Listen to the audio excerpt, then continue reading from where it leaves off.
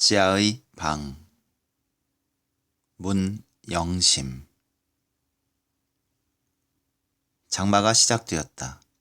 병숙은 찢어진 우산을 받쳐들고 거리로 나섰다. 비는 몹시 세차게 퍼붓고 있었다. 바람까지 사납게 불어 아무리 좋은 우산을 쓴 사람이라도 길거리를 지나다니는 사람들은 공평하게 비에 젖고 있었다. 병숙은 우산대를 타고 흘러내리는 빗물에 머리를 다 적시며 주택은행 앞에 도착했다. 주택은행 앞에서 병숙 또래의 여자가 승용차에서 내렸다. 병숙과 거의 동시에 은행문을 들어서는 그 여자의 윤기 나는 머리에서는 무수 냄새가 났다. 그 여자는 전혀 비오는 거리를 지나온 것처럼 보이지 않았다. 주택은행에는 언제나 사람들이 들끓었다. 2층의 주택 부금 창구 앞에는 차례를 기다리는 사람들이 길게 늘어서 있었다. 병숙은 줄 뒤에 붙어 섰다.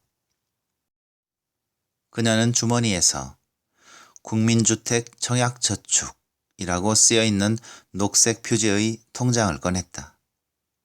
병숙은 통장을 열어보았다. 조그맣고 붉은 도장이 찍혀있는 칸이 이제 30줄이 넘는다는 것을 그녀는 세어보지 않아도 알고 있었다. 그녀는 이제 국민주택 규모, 즉 25평 이하의 아파트를 청약할 수 있는 자격을 얻고 있었다. 정확히 말하면 그것은 그녀가 아니라 이 통장의 주인인 무주택 세대주인 남편의 자격이었다. 그러나 어쨌든 그들은 자격만 갖추고 있을 뿐 아직 집을 살 만한 돈은 갖고 있지 못했다.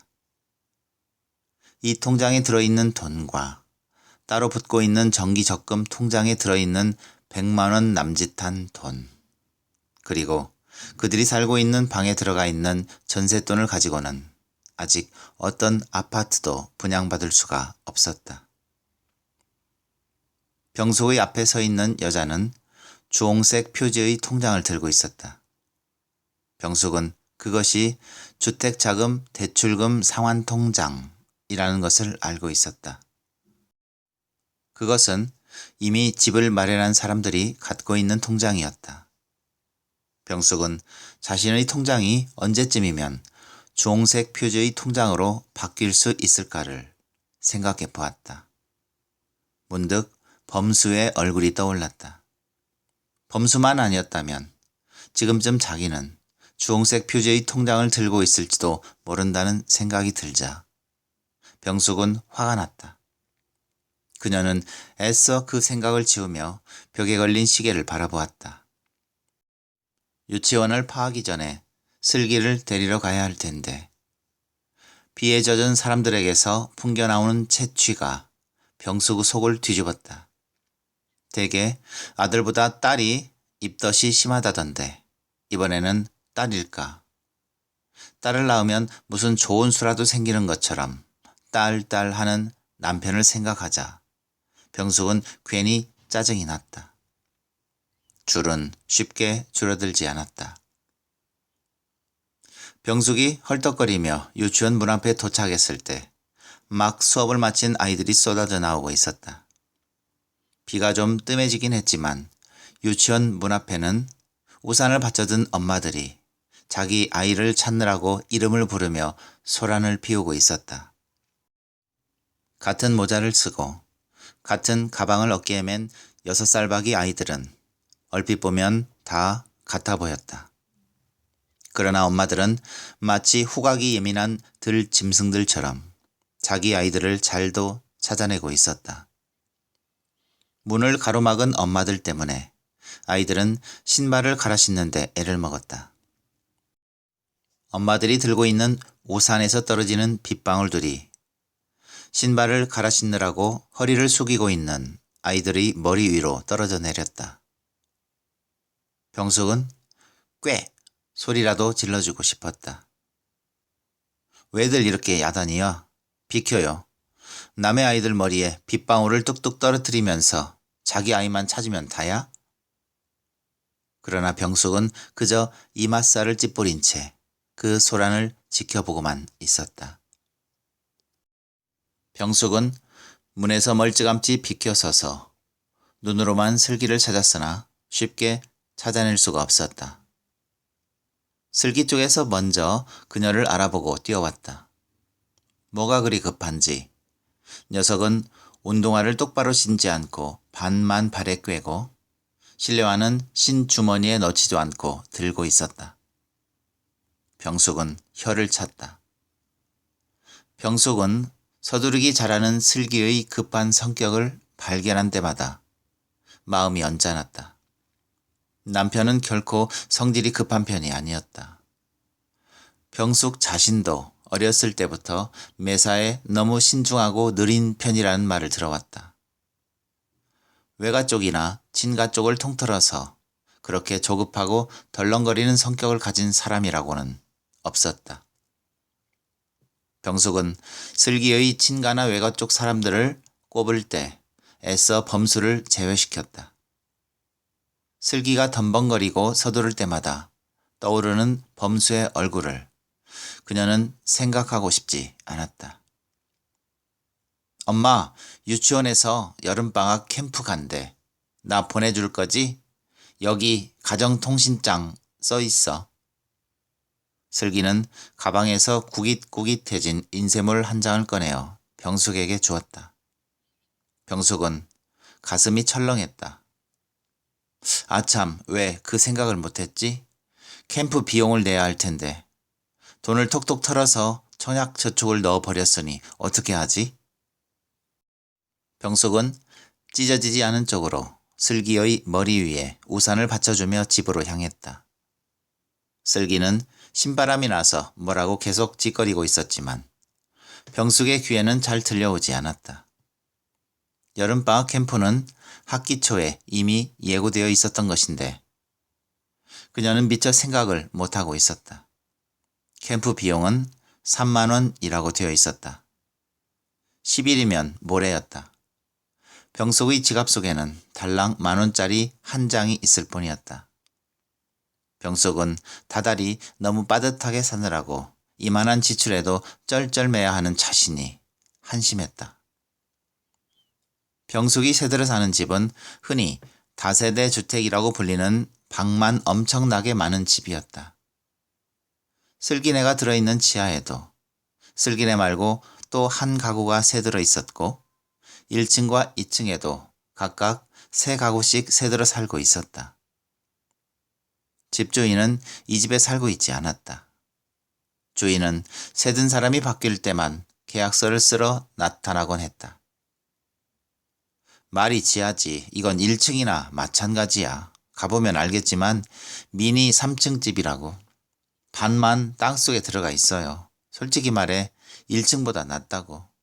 겨울에 따뜻하고 여름에는 시원한 게 이 반지하 방이야. 게다가 지하라 값이 1층이나 2층보다 훨씬 싸거든. 방이 넓고 부엌이랑 화장실 따로 쓸 수 있고 1,000만 원이면 거저야 거저. 복덕방 영감은 마치 자기 집이라도 되는 것처럼 열을 냈다. 서울은 아니지만 소위 수도권이라고 불리는 이 위성도시에서 1,000만 원으로 독채 전세를 구하기는 쉬운 일이 아니었다. 그러나 병숙은 어쩐지 꺼림칙했다. 장사꾼이 지나치게 권하는 물건이란 어딘가 하자가 있기 마련이 아닌가. 그렇게 싸고 좋은 조건이라면 임자가 얼마든지 나설 텐데 나에게 이렇게까지 권하는 이유가 뭘까? 병숙의 그런 기분을 눈치챈 듯 복덕방 영감이 덧붙였다. 이게 사실 돈백 올리고 그 값에 나올 물건이 아닌데 말이야. 지금 들어있는 사람들한테 아주 딱한 사정이 생겼거든. 남편이 택시 운전수인데 사고를 냈다는 거야. 사람이 죽었다지 아마. 지금 감옥에 들어앉아 있는데 마누라가 애가 타지. 애들 둘을 시골 있는 시부모한테 맡기고 애엄마만 자기 언니네 집에 묵으면서 남편 뒷시중 들기로 했대. 합의고 재판이고 다 돈 아닌가. 그러니 빨리 방을 빼달라고 통사정이지. 집주인도 그 사람들 사정이 하도 딱하니까 그 사람들 있던 값에 단돈 100만 얹어서 하루라도 빨리 빼주라고 하더구만. 그래서 시세보다 훨씬 싸게 나온 거지. 이게 무슨 하자가 있어서 그런 게 아니야. 집을 보고 나서 병숙은 곧 마음을 정했다. 생각보다 방이 넓고 깨끗했다.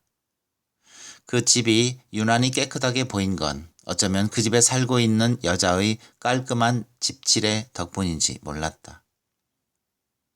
다 그만한 형편답게 그 집에는 변변한 가구 하나 없었다. 그러나 출입문 옆에 놓인 나무 선반 위에 잘 닦여서 가지런히 놓여있는 신발들하며 부엌 찬장의 유리문에 붙어있는 건강한 사내애들의 사진, 화장대와 냉장고 텔레비전 위에 덮여있는 하얀 덮개들이 집안을 환하고 정갈하게 만들고 있었다. 특히 병숙의 눈길을 끈 것은 안방의 한쪽 벽을 반 넘게 차지하고 있는 햇대뽀였다. 지금도 저런 걸 갖고 있는 사람이 있다니. 병숙은 반가움과 놀라움이 뒤섞인 심정으로 그것을 바라보았다. 병숙의 친정어머니도 그런 것을 갖고 있었다. 병숙이 어렸을 때만 해도 처녀들은 엄마한테서 배운 서툰 자수 솜씨로 햇대포를 만들곤 했다. 예전에는 늘 입는 옷은 농 속에 넣지 않고 벽에 있는 횃대에만 걸어 두곤 했다. 그 횃대에 걸린 옷에 먼지가 묻지 않게 하려고 덮어두었던 것이 햇대포였다. 거기에는 흔히 홈 스위트 홈이니 해피 데이즈니 하는 영어 글귀들이 어떤 때는 철자법도 틀린 채 적혀 있곤 했다. 우리 때만 해도 혼수에 꼭 들어있던 물건이지. 요즘은 가구가 흔해서 이런 거 쓰는 사람도 없지만 말이다. 이모가 쓰지 않고 있는 햇대포를 뜯어서 베갯잇을 만들며 하던 말이었다. 그러나 그 지하실방의 안주인은 햇대포를 가지고 있었다. 흰 옥양목에 빳빳하게 풀을 먹여 곱게 달인 햇대포가 다소 컴컴한 지하실방을 환하게 밝히고 있었던 것 같았다. 병숙은 지하실이라는 점이 아무래도 마음에 걸리긴 했지만 계약을 하고 말았다. 사실 그녀로서는 방을 비워줄 기한이 얼마 남지 않았으므로 여유 있는 입장도 못 되었다. 병숙은 방을 구하기 위해 수많은 골목과 골목을, 오르막길과 내리막길을 발이 부르트게 걸어 다녔지만 그녀가 가진 돈과 그녀가 생각하고 있는 조건에 합당한 집을 찾지 못하고 있는 형편이었다. 그 돈 가지고는 어림도 없어요. 독채는 말할 것도 없고 단칸방도 제대로 된 부엌과 화장실이 딸려 있다 싶으면 1,500에도 잡기 어렵지. 복덕방 주인들의 말은 틀리지 않았다. 병숙은 그 지하실방을 계약하면서 안도의 한숨을 내쉬었다. 그러나 걱정과 피로로 누렇게 뜬 운전기사 부인이라는 여자의 안색을 살피고는 민망한 느낌이 들었다. 다른 사람의 불행이 자신에게는 다행스런 일이 되었다는 사실이 병숙을 서글프게 했다.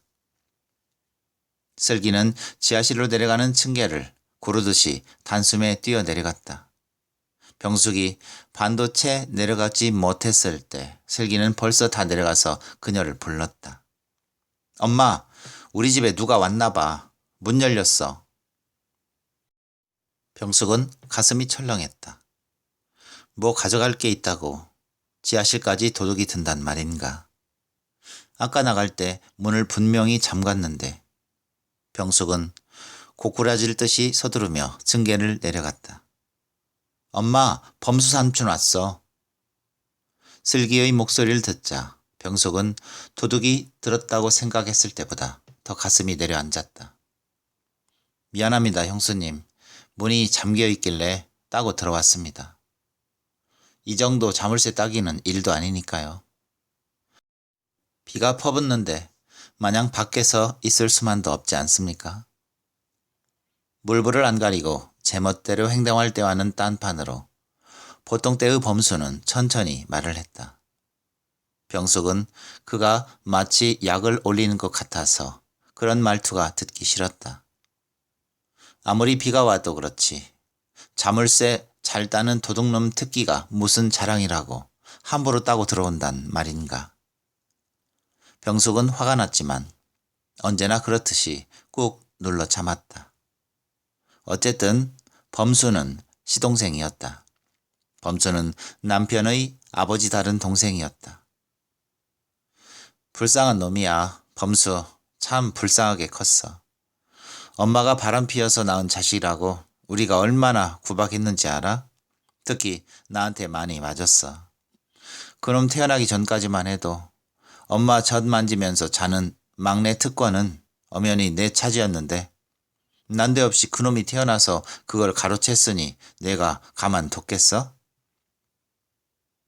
남편은 어렸을 때 범수한테 몹시 군대에 대한 죄책감 때문인지 혹은 뒤늦게 품게 된 혈육의 정 때문인지 인간적인 연민 때문인지 범수에게 잘해주려고 애를 썼다. 병숙에게도 범수에게 잘해주라는 말을 입버릇쯤 했다. 남편의 말처럼 범수가 그렇게 태어난 것은 그의 잘못은 아니었다. 그걸 알면서도 병숙은 범수가 싫은 것은 어쩔 수가 없었다. 범수는 고등학교 때 이미 소년원을 출입하기 시작해서 이제 25살인데 전과가 3번이나 기록되어 있었다. 처음 2번은 절도죄였고 최근에는 사기와 폭력으로 들어가 있었다. 아직 좀 더 있어야 출소하는 걸로 알고 있었는데 벌써 나온 모양이었다. 언제 나왔어요? 미안해요. 면회도 한 번 못 가고.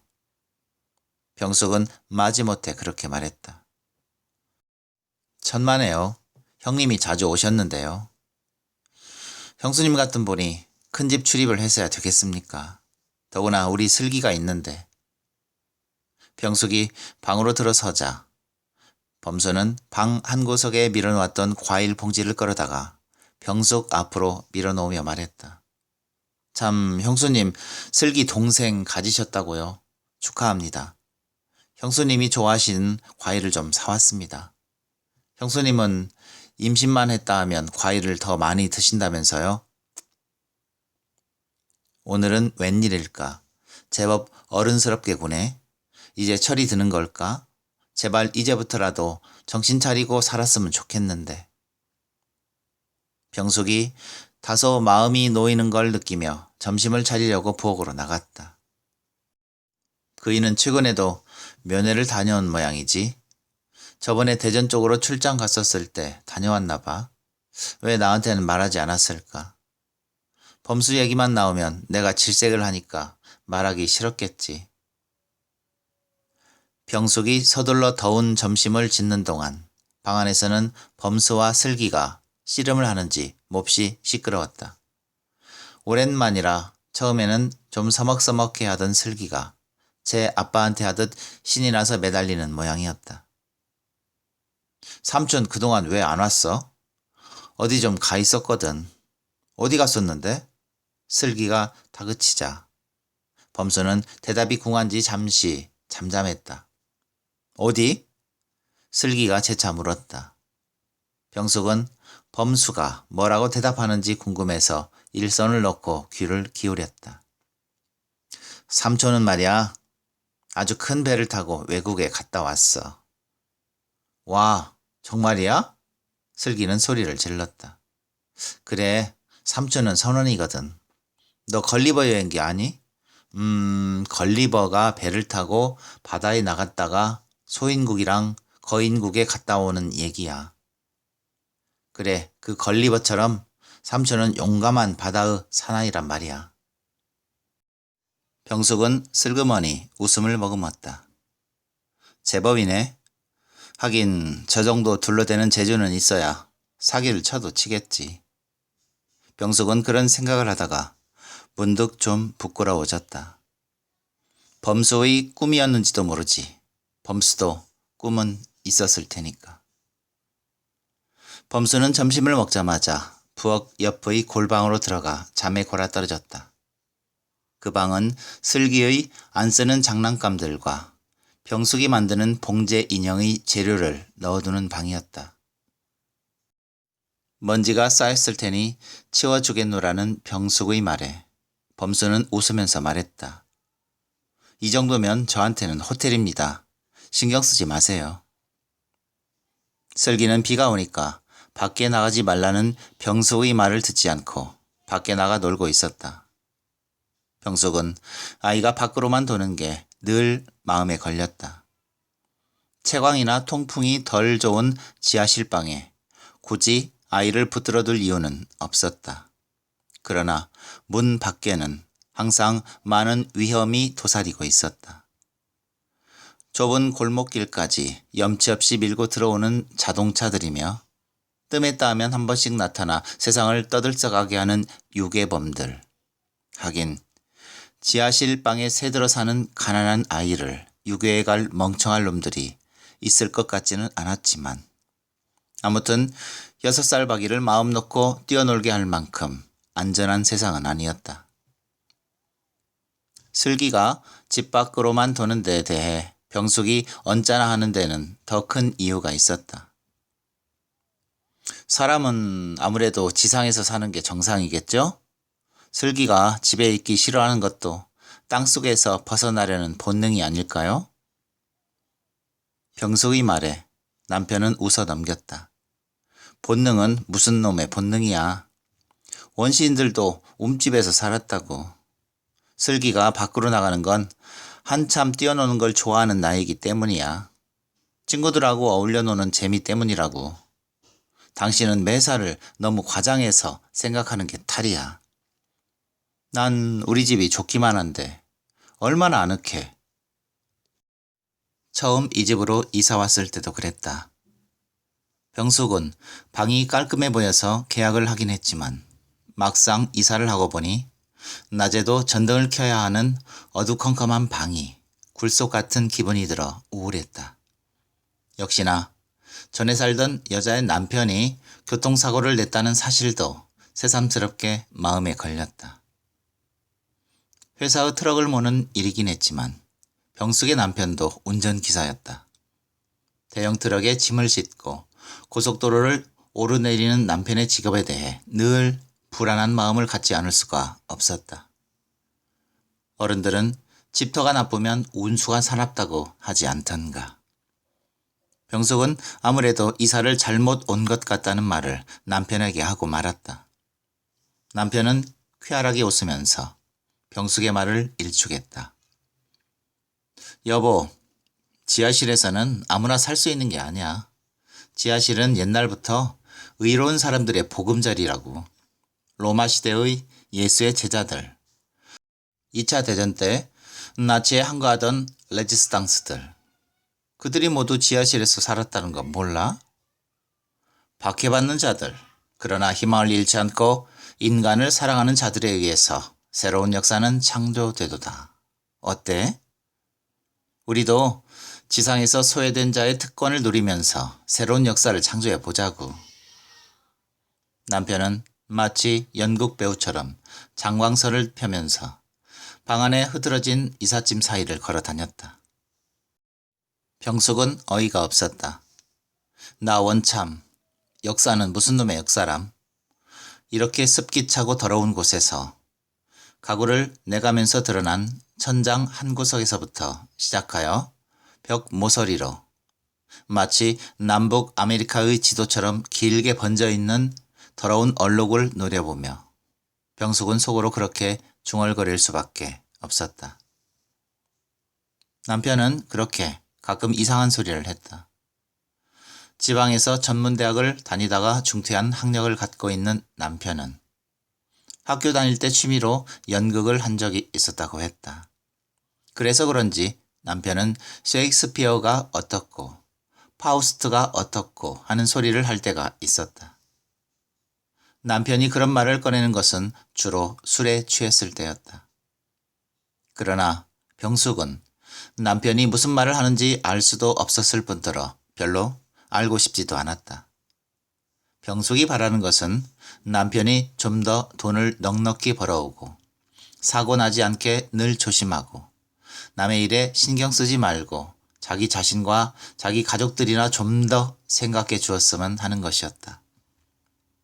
그러나 병숙도 괜히 남의 일에 신경이 쓰일 때가 없는 것은 아니었다.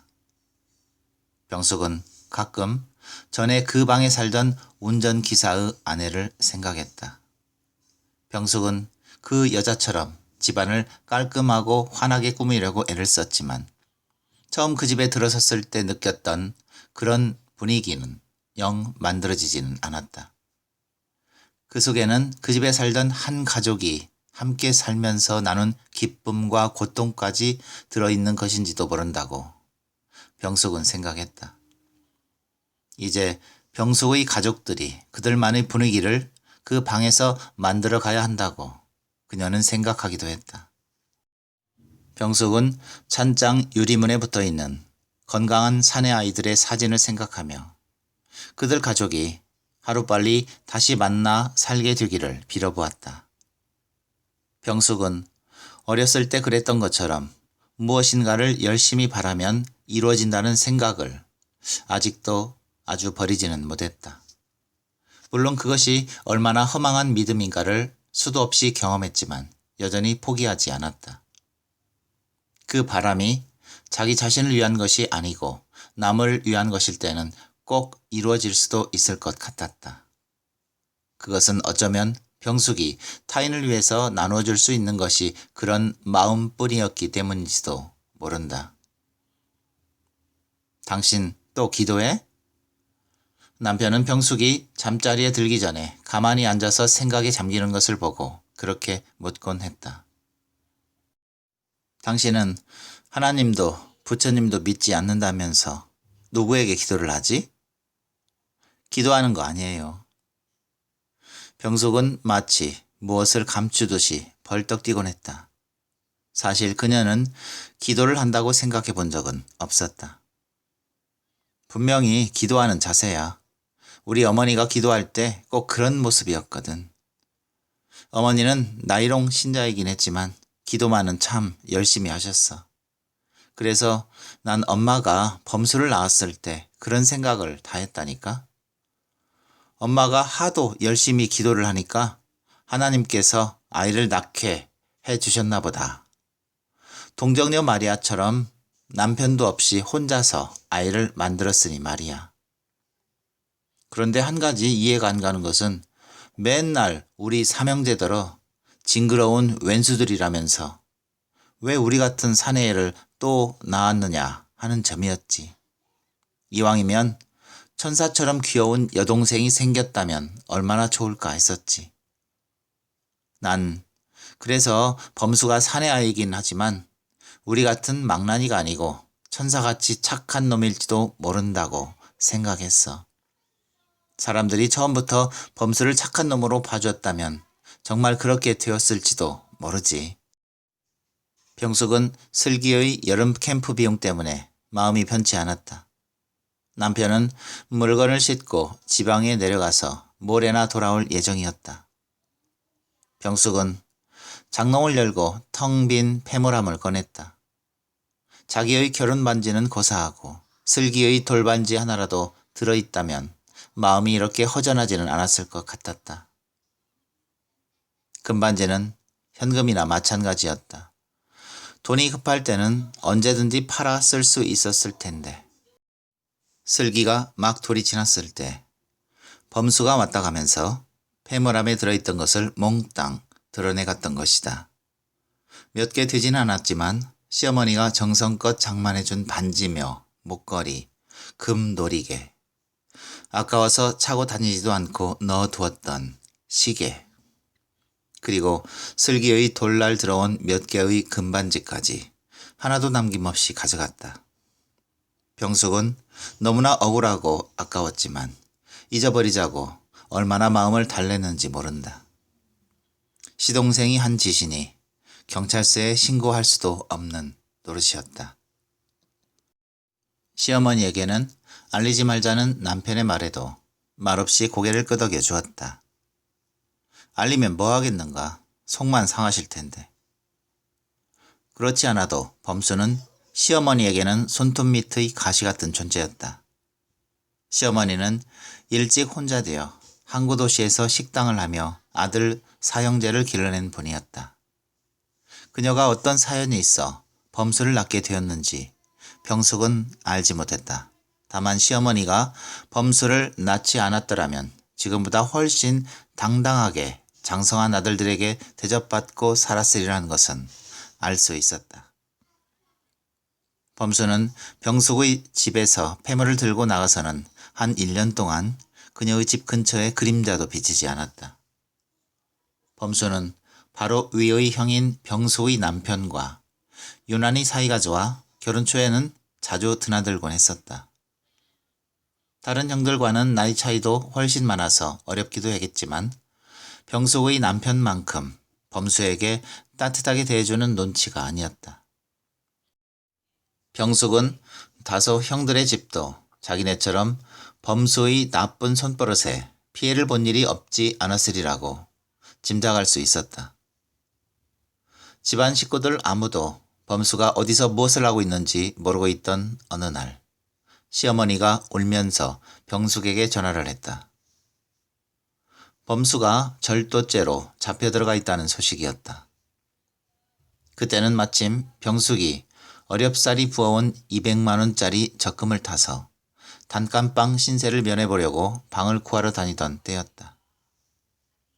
병숙은 그런 녀석이 잡혀가든 말든 내가 알게 뭐냐고 하고 싶었지만 차마 그렇게 말할 수는 없었다. 남편은 적금을 탄 돈으로 범수의 변호사 비용을 대주었다. 남편은 병숙에게 말했다. 여보, 우리 가족이라는 개념을 좀 넓게 생각합시다. 당신과 나, 그리고 우리 슬기만 우리 가족이라고 생각하다 보면 우리는 너무 외로울 거야. 어려울 때 네 것 내 것 따지지 않고 뭔가 해줄 수 있는 가족이라는 개념을 조금만 넓게 잡아도 세상이 지금보다는 좀 덜 삭막할 거야. 병숙은 남편이 개념이라는 말을 모처럼 개념에 맞게 쓰고 있다고 생각했다. 남편은 설명하기 쉽지 않은 말을 할 때는 흔히 개념이라는 말을 쓰곤 했다. 그러나 남편의 개념은 자주 다른 개념과 혼동되어 쓰이곤 했다. 병숙은 남편의 잘난치 않은 말투에 더 화가 났다. 남편처럼 가족의 개념을 넓게 잡다가는 자기네 세 식구는 생전가도 단칸 세 방을 벗어나기 힘들다는 것을 남편은 모르는 것일까. 더구나 범수가 처해 있는 어려움이라는 게 열심히 살려다가 본의 아니게 아니면 불가항력으로 부딪힌 불행이라면 또 몰랐다. 일하기 싫어서 도둑질이나 하고 다니다가 감옥에 들어가게 된 것을 무엇 때문에 변호사까지 대주어야 한단 말인가. 남편은 범수가 그렇게 된 데는 자기의 책임도 크다고 말하곤 했다. 꼭 책임 때문이 아니더라도 어떻게 모르노라 하겠어. 동생인데 불쌍하잖아. 그러나 그의 다른 형들은 잘도 모르는 체 하고 있었다. 걔가 어렸을 때부터 제일 인정스러웠느니라. 애미 사정도 그애만큼 알아주는 놈이 없었지. 시어머니는 병숙의 남편을 두고 그렇게 말하며 고마워했다. 범수는 그때 감옥에서 나오고는 한동안 잠잠했다. 버스 안에서 물건을 팔기도 하고 행상 노릇도 하면서 그럭저럭 지내는 듯 했다. 슬기의 과자나 장난감을 사들고 병숙의 집을 찾아오기도 했다. 내색하지는 않았지만 병숙은 그가 오는 것이 달갑지 않았다. 슬기가 그를 몹시 따르는 것도 못마땅했다. 슬기를 보고 범수와 닮았다고 하는 사람들이 덜어 있었다. 병숙은 그런 소리를 들으면 질색을 했다. 어디가 닮았느냐고 그녀는 굳이 그런 말을 부정하려고 들었다. 그러다가 잠시 소식을 끊었는가 했더니 또 감옥행이었다. 남편 말로는 그놈의 큰집 동창생들이 문제라고 했다. 고속버스 안에서 싸구려 시계를 승객들에게 속여 파는 패거리에 끼어 있었을 뿐 아니라 그런 장사를 하는 다른 패들과 싸움을 벌여 칼부림까지 했다는 것이다. 병숙은 남편이 뭐라고 하든 이번에는 면회도 가지 않겠다고 버텼다. 사람까지 해친다는 데는 아무리 시동생이라도 볼 생각이 없다고 남편에게 딱 잘라 말했다. 남편도 더 이상은 할 말이 없는지 아무 말 하지 않았다. 그러나 남편은 또다시 저금한 돈을 털어 그녀 몰래 범수에게 변호사를 대주었다. 병숙은 더 이상 화도 나지 않았다. 범수가 그러고 다니는 이상 아무리 저축을 해도 집을 사기는커녕 제대로 된 전셋집 하나 얻기 힘들 거라는 생각을 하고 있었을 뿐이었다. 남편은 범수의 재판이 끝나고 나서 병숙에게 말했다. 여보, 이제 범수 다시는 안 그럴 거야. 이번이 마지막이라고 저도 그랬어. 나하고 약속했다고. 나도 당신에게 약속할게. 만약 범수가 다시 일 저지르는 경우가 생겨도 절대로 아는 체 하지 않겠어. 맹세해. 병숙은 자신의 일도 아니고 동생 일 때문에 그렇게 자기 앞에서 쩔쩔매며 손을 모으는 남편이 조금 안 됐다는 생각이 들었다. 남편은 또 병숙의 텅 빈 폐물함을 갖다 놓고 말했다. 그 전보다 더 비싸고 좋은 걸로 꽉 채워줄게. 병숙은 그저 웃을 수밖에 없었다. 병숙은 원래의 용도로는 쓸모가 없어진 폐물함에다 저금 통장과 전세 계약서 그리고 남편의 통장을 넣어두었다. 거기에 들어있는 것이 그녀의 전 재산인 셈이었다. 비가 얼마나 세차게 퍼붓는지 길로면에 있는 부엌의 창으로 빗물이 흘러들었다. 병숙은 마른 걸레를 들고 흘러드는 빗물을 닦아내곤 했다. 결국은 헌수건 몇 개 겹쳐서 창 아래 깔아두어야 했다. 혹시 바닥에 물이 차지는 않을까? 병숙은 걱정스럽게 부엌을 둘러보았다. 지하실에서 사는 사람에게 장마철은 가장 조마조마한 계절이었다. 작년 여름을 이 집에서 난 지하실 옆방의 새댁말로는 작년 장마 때도 부엌 바닥에 물이 차지는 않았다니까 그나마 다행이었다. 병숙은 슬기의 여름방학 캠프 비용을 어디서 구해야 하나 열심히 머리를 굴렸다. 이주임한테 가서 한번 말해볼까? 이주임이란 그녀가 부업으로 인형의 팔다리를 붙여서 갖다 주고 있는 봉제 공장의 관리 주임이란 직책을 맡고 있는 사람이다. 어제 물건을 갖다 주고 돈을 받아왔는데 물건도 없이 가서 미리 돈을 융통해 달라고 할 만큼 친한 사이는 아니다. 옆집 여자한테 말해볼까? 그 여자도 병숙만큼이나 숫기 없는 여자라서 남의 집에 돈을 꾸러 다니는 일이 전혀 없었다. 그들은 반년 가까이 벽 사이를 사이에 두고 살면서도 서로 10,000원짜리 한 장 꾸어주고 받은 적이 없었다. 병숙은 한 집에 사는 대여섯 가구의 여자들을 다 떠올려 보았으나 돈 30,000원 돌려달라는 말을 건네볼 만큼 만만한 얼굴 하나 떠오르지 않았다. 너는 애가 왜 그렇게 꽉 막혔니? 친정어머니가 늘 자기를 보고 하던 말이 참 맞는 말이었다는 실감이 났다. 남에게 주지도 않고 남으로부터 받지도 않는 것이 제일이라는 자신의 생각이 반드시 옳은 것만은 아니라는 느낌이 들었다. 정 안 되면 내일 엄마한테라도 다녀와야겠구나. 병숙은 그렇게 결론을 내렸다. 친정 어머니로부터 들을 잔소리를 생각하면 벌써부터 몸이 오그라드는 것 같았다. 그러게 내가 뭘 하든 그저 딴 건 몰라도 집안이 반듯해야 된다니까. 애가 셋씩이나 딸린 과부가 그것도 모자라 하나 더 낳아드렸다가 그 애를 끊으니 오한. 집안에 그런 애물이 있으면 온 집안이 편할 날이 없는 게야. 그놈의 시동생인지 뭔지는 또 감옥에 들어가 있다며? 슬기예비는 왜 그렇게 정신을 못 차린다니? 위로 삼형제 중에 나이도 제일 어리면서 왜 맨날 자기가 가로막고 나서서 야단이야? 저번에도 그 범순가 지랄인가 하는 놈 변호사 비용 된다고 저금한 돈 다 까먹었다고 했지? 그깟 놈을 변호사는 무슨 변호사야? 그런 놈은 감옥에 오래 있을수록 저한테나 주위 사람들한테나 훨씬 이로울 텐데. 그런 쓸데없는 데다 돈을 쓰니까 아직도 그런 쥐구멍 같은 방에서 살지. 도대체 결혼한 지가 몇 년인데 여지껏 그러고 사냐.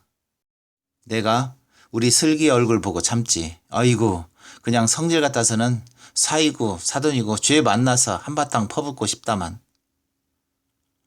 성격이 괄괄한 편인 어머니는 병숙의 얼굴만 보면 역정이 나는 모양이었다. 병숙은 어머니의 안타까워하는 마음을 이해는 하면서도 막상 당하고 보면 그대로 참기가 쉽지 않았다. 그러나 병숙이 말대꾸나 변명이라도 할라치면 불에 기름 붓는 격으로 어머니의 화만 더 돋우게 마련이었다. 병숙은 어머니의 잔소리를 견디다 못해 울면서 친정집을 뛰쳐나온 적이 한두 번이 아니었다. 보기만 하면 그렇게 야단을 하면서도 자주 오지 않는다며 또 나무랐다. 병숙은 더구나 돈 얘기를 하러 친정에 가고 싶지는 않았다. 그러나 벌써부터 마음이 들떠서 설치는 슬기에게 캠프에 참가하지 말라고 할 수는 없었다. 무슨 잠을 저렇게 잔담? 범수는 잠귀신이라도 취했는지 저녁때가 다 되어도 일어날 생각을 하지 않았다. 병숙은 범수가 누워있는 건넌방을 흘겨보았다. 형님도 안 계신데 설마 자고 갈 배짱은 아니겠지?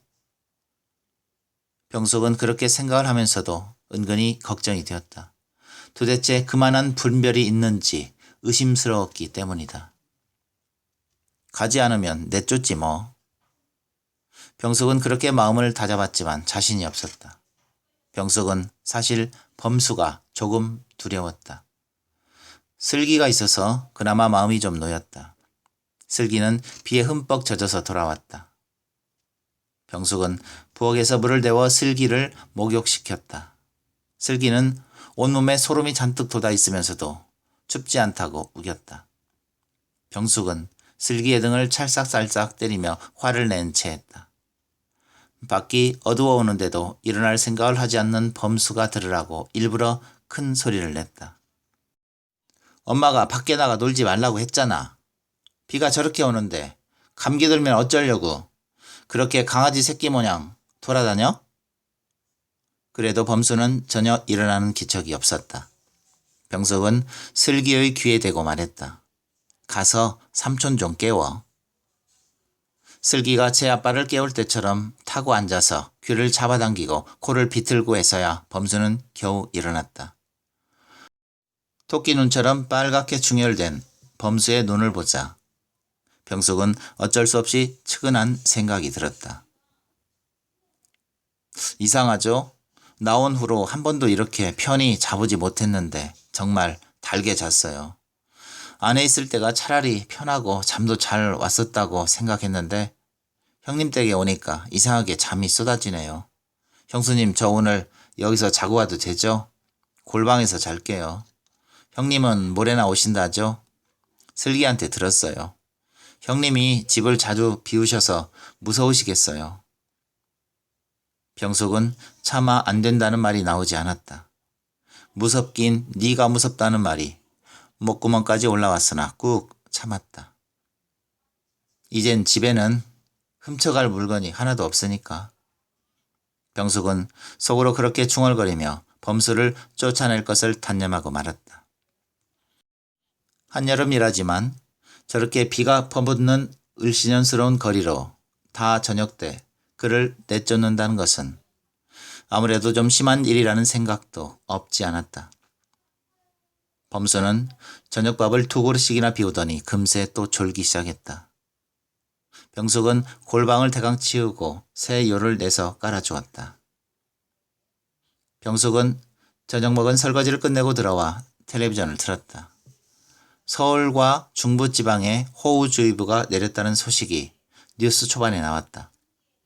뉴스가 끝날 무렵에 상습 침수 지역에 사는 주민들은 대피하라는 보도가 있었다. 병숙이 사는 곳은 다행히 텔레비전에서 말하는 상습 침수 지역에는 들어가지 않았다. 병숙은 일찌감치 슬기 옆에 누워 잠을 청했으나 쉽사리 잠이 오지 않았다. 범수가 있는 골방 쪽에 신경이 쓰이는 것을 어쩔 수 없었다. 그러고 보니 남편이 있을 때도 범수가 와서 자고 간 적은 한 번도 없었다. 하긴 방이 늘 한 칸뿐이었으니 자고 갈래야 자고 갈 수도 없었다. 남편은 범수를 재워보내지 못하는 걸 안쓰러워하곤 했다. 결혼 초에 언젠가는 병숙을 혼자 자게 하고 집 근처에 여원에 가서 범수와 함께 자고 아침에 온 적도 있었다. 병숙은 그때 범수를 질투하기까지 했다. 창밖에서 빗소리가 끊이지 않고 들려왔다. 병숙의 방 창문은 옆집의 처마 아래에 있어서인지 비가 올 때면 낙수 소리가 유난히 크게 들렸다. 오늘 밤은 그 소리가 마치 머리 위에서 큰 함지로 물을 내리붓는 것처럼 요란했다. 호우주의보가 내렸다더니 얼마나 쏟아지려고 저러나? 병숙은 걱정스러운 마음으로 빗소리를 듣고 있다가 깜빡 잠이 들었다. 병숙은 머리맡에서 사람들이 마구 뛰어다니는 것 같은 어지러운 발소리에 잠이 깼다. 슬기 엄마, 빨리 나와요. 우리 동네가 곧 물에 잠길지도 모른대. 빨리 부성국민학교로 대피하래요. 누군가가 병숙의 방문을 두드리며 그렇게 외쳤다. 병숙은 벌떡 일어났다. 슬기를 깨워야겠다고 생각은 하면서도 병숙은 어쩔 줄을 모르고 잠시 앉아 있었다. 병숙은 떨리는 손으로 방문을 열어보았다. 부엌에는 이미 물이 차 있었다. 연탄 보일러통의 받침 부분이 완전히 물에 잠겨 있었다. 병숙은 겨우 떨리는 다리를 가누고 일어섰다. 슬기야! 슬기야! 아무리 부르고 흔들어도 잠에 취한 아이는 눈을 뜨지 않았다. 병숙은 슬기를 들쳐업었다. 밖에서는 사람들이 떠드는 소리가 시끄럽게 들려왔다. 힘겹게 슬기를 업고 정신없이 방문을 나서는 병숙은 범수가 생각났다. 삼촌 일어나요. 큰일 났어요. 병숙은 골방문을 열고 소리를 질렀다. 범수가 자리에서 일어나는 것을 보자마자 병숙은 허둥지둥 밖으로 나갔다. 이미 집안은 텅 비어 있었다. 병숙은 두려운 마음에 등에 업은 슬기가 무서운 줄도 모르고 쏟아지는 비에 온몸이 흠뻑 젖는 것도 거의 의식하지 못한 채 종아리 위까지 올라오는 물속을 걸어 부성국민학교로 갔다. 학교는 이미 대피해온 동네 사람들로 가득했다. 텔레비전에서나 보았던 수재민이라는 사람들의 모습을 직접 보게 되었다고 생각하던 병숙은 자기가 바로 그 수재민의 한 사람이라는 사실을 깨닫자 소스라치게 놀랐다. 병숙은 교실 한 구석을 차지하고 앉았다. 비에 흠뻑 젖은 병숙과 슬기의 몸에서 물방울이 뚝뚝 떨어져 마루를 적셨다. 이젠 완전히 잠을 깬 슬기가 눈이 동그래져서 한기에 몸을 부르르 떨었다.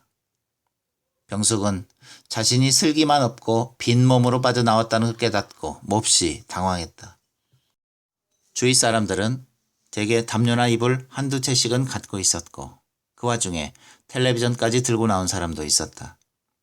병숙은 아무래도 집에 갔다 와야겠다고 생각했다. 슬기야, 너 잠깐 여기 있어. 엄마 집에 좀 갔다 올 테니까.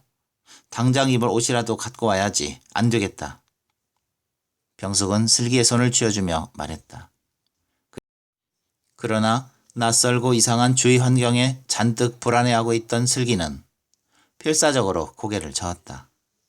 싫어. 엄마 따라갈 거야. 병숙은 어찌할 바를 모르고 주위를 둘러보았다. 한 집에 사는 사람들이라도 있었으면 좋으련만 다 어디로 갔는지 하나도 눈에 띄지 않았다. 병숙은 멀리 있는 남편이 원망스러웠다. 갑자기 슬기가 병숙의 손을 놓고 교실문 쪽으로 달려갔다. 삼촌! 범수였다. 범수는 어깨에 커다란 보따리를 쥐고 있었다. 어디서 구했는지 헌 비닐 장판 같은 것으로 덮어 비가 젖지 않도록 해가지고 왔다. 범수는 병숙의 옆으로 와서 보따리를 내려놓았다. 이불 하나, 담요 하나, 그리고 당장 갈아입을 옷까지 몇 벌 그냥 대충 싸가지고 왔습니다. 다행히 아직 장롱 위쪽에 있는 것들은 젖지 않았더군요. 그리고 이걸 제일 먼저 꺼냈습니다. 다시는 형수님 물건에 손대지 않으려고 했는데 어쩔 수 없이 또 손을 댔습니다. 범수가 이불 보따리 속에서 꺼내놓은 것은 병숙의 패물함이었다. 병숙은 떨리는 손으로 패물함을 받아쥐었다. 범수는 병숙의 손지갑과 슬기의 유치원 가방까지 챙겨왔다. 꼭 필요한 것 몇 가지 말씀해 보세요. 가서 가져올 테니까요. 범수는 일어서며 말했다. 병숙은 고개를 흔들었다. 가지 마세요. 물이 많이 찼을 텐데요. 아닙니다. 아직은 드나들 수 있으니까 당장 끼니 끓일 도구라도 가져오겠습니다. 골로랑 속 같은 것이요. 당장 밥은 끓여 먹어야 할 테니까요. 형수님, 텔레비전 아직 쓸만하죠? 그것도 갖다 드릴까요? 혹시 물이 찰까봐 장롱 위에 얹어두고 왔어요. 병숙은 뭐라고 할 말을 잊고 그저 고개만 끄덕였다. 말썽꾸러기라고 야단만 맞다가 모처럼 선생님의 심부름을 잘해서 칭찬을 들은 국민학생처럼 범수는 기운차게 걸어나갔다. 병숙은 범수가 가져온 보따리에서 수건을 꺼내어 슬기의 몸을 닦아주고 옷부터 갈아입혔다. 슬기는 병숙이 깔아준 담요 위에 누웠다. 병숙은 자신도 머리와 얼굴의 물기를 대충 닦아냈다. 마른 수건으로 좀 닦기만 해도 한기가 훨씬 가시는 것 같았다. 병숙은 패물함을 끌어당겨 무릎 위에 놓고 열어보았다. 2개의 통장과 도장, 그리고 전세 계약서가 들어있는 봉투 위에 알록달록한 포장지로 싼 조그만 곽이 하나 놓여 있었다. 병숙은 그것을 집어들었다. 슬기가 일어나며 참견을 했다. 그거 삼촌이 어제 내 유치원 가방 속에 넣어줬던 건데. 삼촌 가고 나서 엄마 주랬어. 엄마가 동생 낳아서 돌잔치 하게 되면 끼워주래. 병숙은 포장지를 풀었다. 반지곽의 뚜껑을 여니 조그만 금반지가 들어있었다. 아유, 너희 삼촌 성질 급한 건 알아줘야겠다. 아직 놀지도 않은 애기한테 벌써 돌반지라니. 병숙은 슬기를 보고 웃으면서 말했다. 네 동생처럼 돌반지를 일찍 받는 아기는 세상에 없을 거다. 병숙은 어젯밤 비오는 거리로 범수를 내쫓지 못하게 한 건 아직 발길지도 하지 않은 그 조그만 아기였을지도 모른다고 생각했다. 슬기는 자기 새끼손가락에 반지를 끼고 들여다보더니 말했다. 엄마, 이게 진짜 금이야? 병숙은 유난히 반짝이는 그 조그만 반지를 보자 갑자기 고등학교 영어 시간에 배운 격언이 떠올랐다. 반짝이는 것이 다 금은 아니다 라고 했던가. 병숙은 범수가 빨리 돌아왔으면 좋겠다고 생각했다.